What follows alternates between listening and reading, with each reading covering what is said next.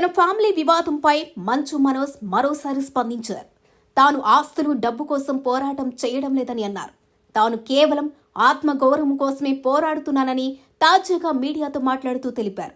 ఇక తన ఇంటి దగ్గర హైదరాబాద్ నేపథ్యంలో ఆయన మాట్లాడుతూ న్యాయం జరగడం లేదని, పోలీసులు ఏకపక్షంగా వ్యవహరిస్తున్నారని వాపోయారు.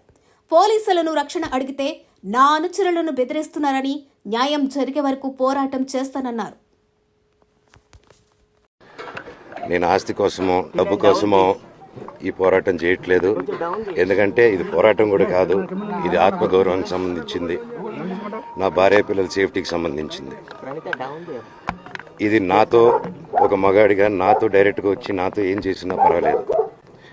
నా భార్య పేరు ఇంక్లూడ్ చేయడం, నన్ను తొక్కేదానికి, నా 7 నెలల పాపని ఇంక్లూడ్ చేయడం, నా బిడ్డల ఇంట్లో ఉండగానే అలా బిహేవ్ చేయడం కరెక్ట్ కాదు. ఈరోజు పోలీస్ దగ్గరికి నేను వెళ్ళి ప్రొటెక్షన్ అడిగాను. నేను మొన్న వచ్చి అడిగినప్పుడు మీకు అన్ని ఎవిడెన్స్లు ఇస్తాను. ఎస్ఐ గారు ఇక్కడి నుంచి వచ్చి నేను ఇస్తాను సార్ ప్రొటెక్షన్ చూపించాను. బౌన్సర్లు అందరూ అక్కడ దాక్కున్నారని చూపించాను. అది కొంచెం చూసి ఓకే సార్ మీరు ధైర్యంగా ఉండండి, మేము ఎక్కడికి వెళ్ళట్లేదని చెప్పి మాట్లాడి పారిపోయారు. ఇప్పుడు కానిస్టేబుల్స్ వచ్చి అందరూ నా మనుషులందరినీ భయపించి ఇప్పుడు వాళ్ళ పేర్లు తీసుకొని బెదరగొట్టి మా మనుషుల్ని పంపించేసి వేరే బాడీ గార్డ్ లోపల పంపించున్నారు సార్. జరగదు కాదు సార్. ఫస్ట్ ఈ డిపార్ట్మెంట్ ఎందుకు వన్ సైడ్ తీసుకుంటున్నారు? కంప్లైంట్ తీసుకున్న తర్వాత వాళ్ళకి ఏ అధికారం ఉంది? నా ప్రొటెక్ట్ చేసే మనుషుల్ని పంపించేదానికి అధికారం ఉంది? నేను ఆస్తి కోసమో డబ్బు కోసమో ఈ పోరాటం చేయట్లేదు. ఎందుకంటే ఇది పోరాటం కూడా కాదు, ఇది ఆత్మగౌరవానికి సంబంధించింది, నా భార్య పిల్లల సేఫ్టీకి సంబంధించింది. ఇది నాతో ఒక మగాడిగా నాతో డైరెక్ట్గా వచ్చి నాతో ఏం చేసినా పర్వాలేదు.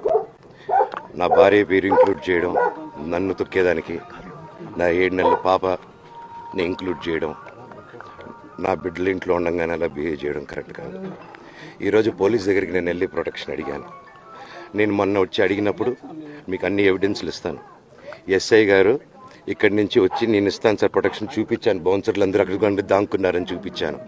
అది కొంచెం చూసి ఓకే సార్ మీరు ధైర్యంగా ఉండండి, మేము ఎక్కడికి వెళ్ళట్లేదని చెప్పి మాట్లాడి పారిపోయారు. ఇప్పుడు కానిస్టేబుల్స్ వచ్చి అందరూ నా మనుషులందరినీ భయపించి ఇప్పుడు వాళ్ళ పేర్లు తీసుకొని బెదరగొట్టి మా మనుషుల్ని పంపించేసి వేరే బాడీ గార్డ్ లోపల పంపించున్నారు సార్. జరగదు కాదు సార్. ఫస్ట్ ఈ డిపార్ట్మెంట్ ఎందుకు వన్ సైడ్ తీసుకుంటున్నారు? కంప్లైంట్ తీసుకున్న తర్వాత వాళ్ళకి ఏ అధికారం ఉంది? నా ప్రొటెక్ట్ చేసే మనుషుల్ని పంపించేదానికి అధికారం ఉంది?